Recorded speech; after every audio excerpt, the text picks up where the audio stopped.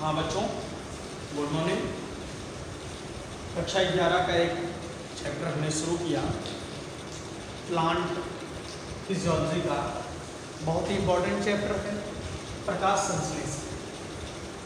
प्रकाश संश्लेषण वास्तव में है क्या, इसकी क्या ज़रूरत हुई प्लांट में, कौन सी रिक्वायरमेंट को ये पूरा करता है, होता कैसे है, कितने प्रकार का होता है, किन प्लांट्स में होता है, इसका अध्ययन हम करेंगे।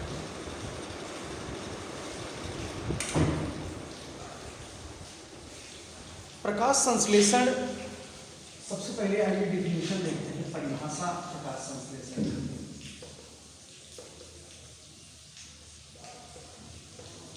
प्रकाश संश्लेषण वो जैव रासायनिक अभिक्रिया है जिसमें पौधे भूमि से जल, वायुमंडल से कार्बन डाइऑक्साइड, खनिज तत्वों का अवशोषण करके सूर्य के प्रकाश की उपस्थिति में भोज्य पदार्थ और ऑक्सीजन गैस का निर्माण करते हैं। उसी क्रिया को हम प्रकाश संश्लेषण। एक बार फिर से ध्यान से सुने, प्रकाश संश्लेषण वह जैव रासायनिक अभिक्रिया है जिसमें पौधे भूमि से जल को ग्रहण करके वायुमंडल से कार्बन डाइऑक्साइड को लेकर प्रकाश की उपस्थिति में भोज्य पदार्थों का और ऑक्सीजन गैस का निर्माण करते हैं। इसी क्रिया को हम प्रकाश संश्लेषण कहते हैं। आइए देखिए वो रिएक्शन प्रकाश संश्लेषण का, ध्यान दें। वायुमंडल से कार्बन डाइऑक्साइड, भूमि से जल को लेकर सूर्य के प्रकाश की प्रेजेंटेशन में क्लोरोफिल में पौधे भोज्य पदार्थ तथा ऑक्सीजन गैस का निर्माण करते हैं और जल के 6 अणुओं को मुक्त करते हैं। इसी क्रिया को हम प्रकाश संश्लेषण की क्रिया, फिर से ध्यान दें। कार्बन डाइऑक्साइड जल को लेकर सूर्य के प्रकाश की उपस्थिति में क्लोरोफिल के प्रेजेंटेशन में ग्लूकोज, ऑक्सीजन गैस और जल के निर्माण की प्रक्रिया ही प्रकाश संश्लेषण की क्रिया है। पर अब ये चीज तो ये कंफर्म हो गया कि प्रकाश संश्लेषण की क्रिया के लिए ये कंफर्म हो गया कि प्रकाश संश्लेषण के लिए कार्बन डाइऑक्साइड, जल, सनलाइट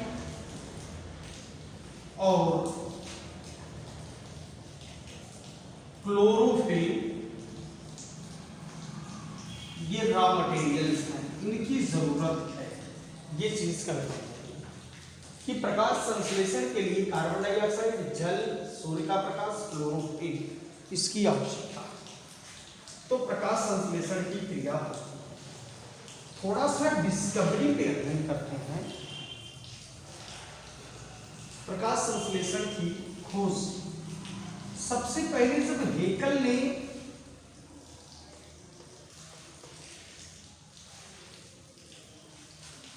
प्लास्टिड की खोज की थी, लवक की, तो उन्होंने ये बता दिया था कि प्लास्टिड्स जो हैं वो ही भोज्य पदार्थ के लिए जिम्मेदार हैं।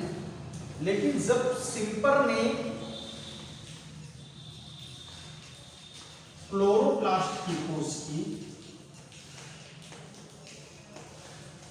तो ये क्लियर हुआ कि पौधे हरित लवक से अपना भोजन बनाने का कार्य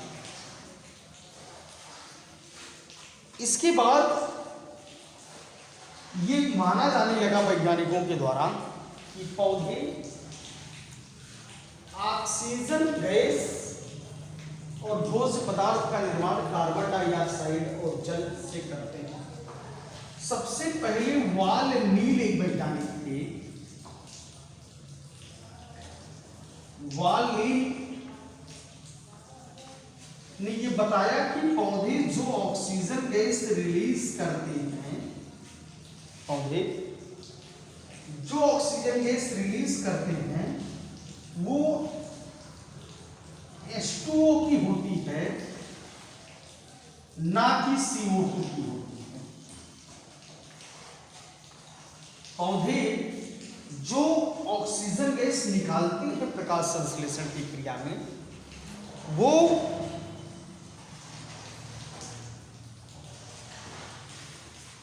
H2O की होती है, ना कि CO2 की होती है। एक प्रोसेस बीच में ये जोसेफ प्रिस्टले ने प्रूव किया था। वैज्ञानिक जोसेफ प्रिस्टले वैज्ञानिक, ध्यान दें, जोसेफ प्रिस्टले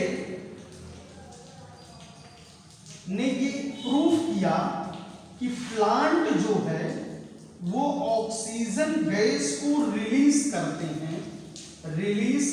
हैं इन फोटोसिंथेसिस।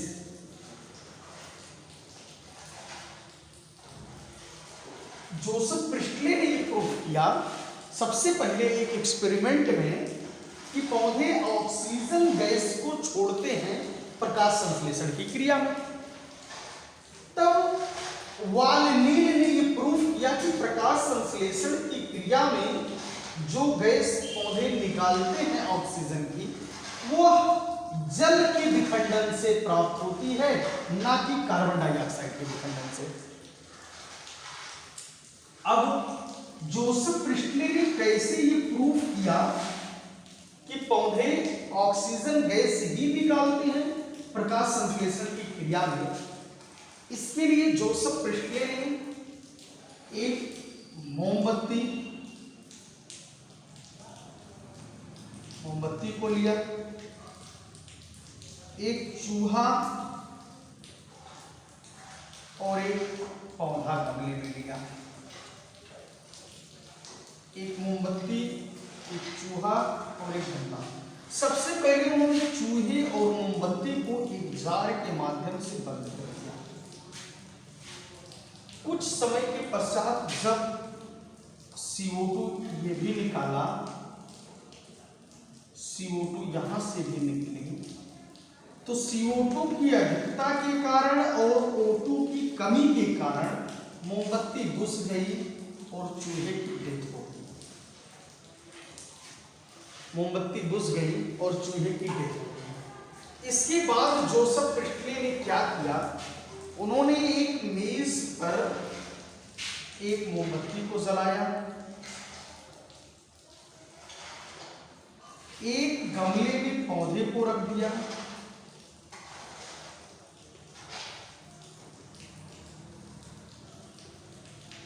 और एक चूहे को रखा। अब इसको एक बड़े से जार से ढक दिया।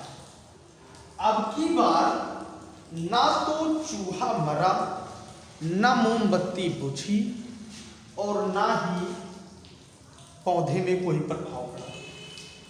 तो इन्होंने प्रूव कर दिया कि जो CO2 निकल रही थी इसके द्वारा, चूहे के द्वारा, वो प्लांट द्वारा ले ली जा रही थी।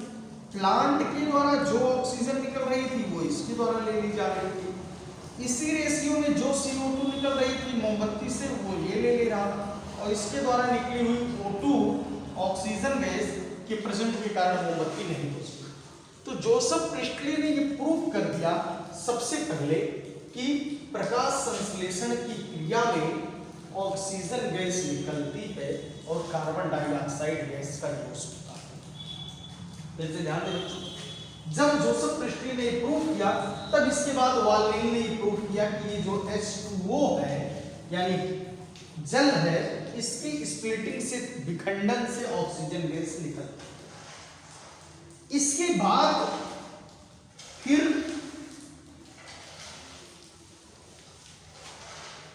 प्रकाश संश्लेषण की क्रिया में अगला जो खोज हुआ वो हुआ प्रकाशिक। रॉबर्ट हिल ने बताया, सबसे पहले रॉबर्ट हिल एक वैज्ञानिक थे, इन्होंने बताया कि पूरा प्रकाश संश्लेषण माने जल के विखंडन से लेकर भोजन के बनने तक का जो प्रोसेस है वो 2 चरणों में कंप्लीट होता है। एक तो प्रकाश की उपस्थिति में कुछ प्रोसेस होते हैं, कुछ प्रकाश की अनुपस्थिति में होते हैं। तो इन्होंने प्रकाशिक अभिक्रिया की खोज की, लाइट रिएक्शन की। इसके बाद लाइट रिएक्शन की खोज की, जिसमें इन्होंने बताया कि लाइट रिएक्शन में ऑक्सीजन गैस का निर्माण हो जाता है, परंतु भोज्य पदार्थ नहीं बनते हैं। भोज्य पदार्थों के बनने के लिए आवश्यक कुछ एक्सिमुलेट पावर बनती हैं। अब रॉबर्ट हिल के नाम पर ही इस लाइट रिएक्शन को, प्रकाशिक अभिक्रिया को हिल रिएक्शन कहा गया, इन्हीं के नाम पे। इसके बाद अप्रकाशिक अभिक्रिया की खोज, जिसे हम अंधकार अभिक्रिया में डार्क रिएक्शन कहते हैं, हेच योंग स्लैक द्वारा किया गया। हेच एंड स्लैक एक वैज्ञानिक थे, उन्होंने इसकी खोज की, जिसे हम हेच योंग स्लैक साइकिल, हेच योंग स्लैक ने C4 साइकिल की खोज की। और इसी प्रकार माल्विन केल्विन एक वैज्ञानिक थे, इन्होंने C3 साइकिल की खोज की, जिसे हम केल्विन साइकिल के भी नाम से जानते हैं। C3 साइकिल की खोज माल्विन केल्विन ने किया, C4 साइकिल की खोज हेच योंग स्लैक ने किया। इसके बाद एक कैम होता है, कैल्सोनेशियन एसिड मेटाबॉलिज्म, जिसकी खोज हेच योंग स्लैक ने किया था। दोनों डिफरेंट टाइम में हुआ था।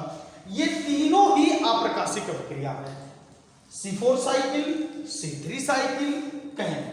किसी प्लांट में C3 C4 साइकिल दोनों चलती है, किसी प्लांट में केवल C3 साइकिल चलती है, किसी प्लांट में C4 और कैल्सोनेशियन एसिड मेटाबॉलिज्म होता है, जैसे कि ज़ीरोफाइट प्लांट है। ये पूरी हिस्ट्री हो गई प्रकाश संश्लेषण की। ये आपको हायर एजुकेशन में पढ़ने के लिए मिलेगा। 11th और 12th के स्तर पे एनसीईआरटी की बुक्स में ये हिस्ट्री दी नहीं गई है, इसलिए कंपटीशन के दृष्टिकोण से ये हिस्ट्री बहुत आवश्यक है। एक बार आप हिस्ट्री को फिर से समझ लीजिए। ये थोड़ी सी लंबी हिस्ट्री है प्रकाश संश्लेषण की, क्योंकि इंडिविजुअल किसी एक साइंटिस्ट ने मिलकर प्रकाश संश्लेषण की खोज नहीं की, किसी एक वैज्ञानिक ने प्रकाश संश्लेषण को नहीं खोजा। सबसे पहले हेगल ने प्लास्टिड यानी लवक की खोज की, तो लवक की खोज से ये क्लियर हुआ कि पौधों में ये विशेष ऑर्गेन्स है जो प्रकाश संश्लेषण करता है। लेकिन चूंकि प्लांट में 3 प्रकार के लवक होते हैं, क्रोमोप्लास्ट, क्लोरोप्लास्ट और ल्यूकोप्लास्ट, तो क्लोरोप्लास्ट की खोज जब सिम्पर ने किया, हरित लवक की खोज जब सिम्पर ने किया, तो क्लियर हुआ कि इंडिविजुअल ये ऑर्गेन है जिसमें प्रकाश संश्लेषण की क्रिया होती है। तो प्रकाश संश्लेषण में ये क्लियर हो गया। इसके बाद जोसेफ प्रिस्टले ने प्रूफ किया कि ऑक्सीजन गैस निकलती है। फिर वाल्नील ने ये प्रूफ किया कि जो ऑक्सीजन गैस निकलती है वो जल के विखंडन से निकलती है। फिर रॉबर्ट हिल ने बताया कि प्रकाश संश्लेषण की अभिक्रिया 2 स्टेप में कंप्लीट होती है। प्रकाशिक अभिक्रिया की खोज उन्होंने किया, लाइट रिएक्शन की, इसी के नाम पे इसे हम हिल रिएक्शन कहते हैं। और डार्क रिएक्शन की खोज 3 साइंटिस्ट ने किया, हेच और स्लैक ने, माल्विन केल्विन ने, और हेच और स्लैक ने ही कैम की खोज की। अब अगले स्टेप में हम लाइट रिएक्शन को पढ़ेंगे, तब तक आप ये वीडियो देखें, इसको नोट करें। धन्यवाद। धन्यवाद भैया।